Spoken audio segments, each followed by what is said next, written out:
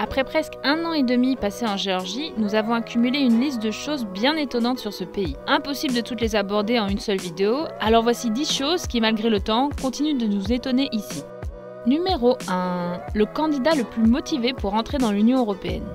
Si tu ne connais pas quels sont les pays membres de l'Union Européenne, tu peux être persuadé que la Géorgie en fait partie. Le drapeau de l'Union Européenne est perché sur tous les bâtiments officiels du pays, que ce soit la police, le Parlement, l'hôpital et même des bâtiments privés. Bref, leur envie d'entrer dans l'Union Européenne est bien présente pour beaucoup de Géorgiens, notamment pour des raisons de sécurité face à la Russie. Mais bon, est-ce qu'on n'aurait pas une nouvelle Ukraine si cela se concrétisait ? Numéro 2. Les ascenseurs payants. En Géorgie, dans la plupart des immeubles, les ascenseurs sont payants. Tu dois donc payer 5 ou 10 centimes de lari à chaque trajet. Alors cela paraît certes étrange, mais c'est tout simplement parce que le système de charge commune n'existe pas ici. C'est un peu... Chacun chez soi et les hippopotames seront bien gardés. Du coup, on se retrouve avec des cages d'escalier sans fenêtres et des façades de bâtiments de style Hiroshima.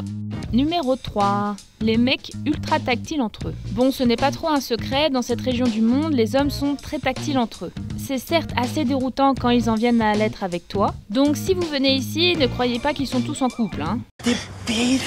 Vous aurez des soucis à dire ça car l'homosexualité n'est pas vraiment acceptée en Géorgie.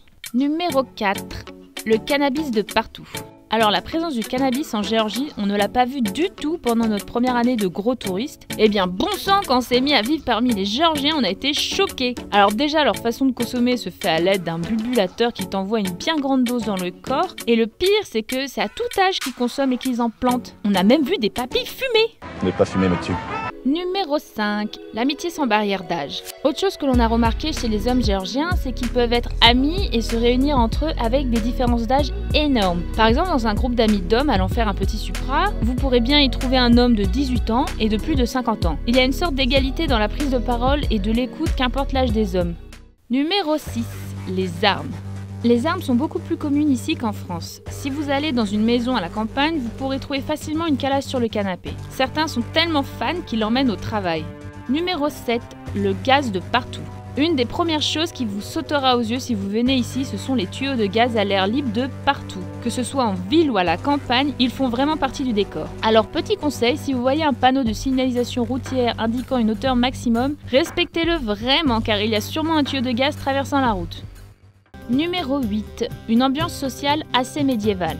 En Géorgie, on a l'impression que les mentalités sont restées figées au Moyen-Âge. Les hommes et les femmes sont assez séparés, hormis chez les très jeunes. On ne voit pas souvent les femmes à la campagne qui sont cantonnées dans leur foyer. Les hommes dans ce pays doivent représenter la virilité qui passe par une bonne tolérance à l'alcool et un physique robuste. Quand on est un homme, on boit beaucoup de vin. Les filles à l'inverse sont plus vues comme des princesses qui ne doivent rien faire de physique. Tout cela fait que les groupes d'amis, surtout en campagne, sont rarement mixtes, même si la jeune génération tend à changer cela.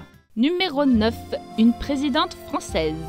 L'actuelle présidente de la République géorgienne est une Française. En effet, Salomé Zourabichvili est née en France, a grandi en France, a étudié en France, a travaillé pour la France comme ambassadrice de France en Géorgie. Elle n'a acquis la nationalité géorgienne qu'en 2004 et a abandonné sa nationalité française en 2018 pour se présenter aux élections présidentielles. Selon les Géorgiens avec qui nous avons parlé, la présidente aurait un accent français quand elle parle en géorgien. Nous, on l'a rencontrée dans un parc et nos chiens se sont même battus ensemble. Que voulez-vous? Quand deux enfants se rencontrent, ça se passe mal.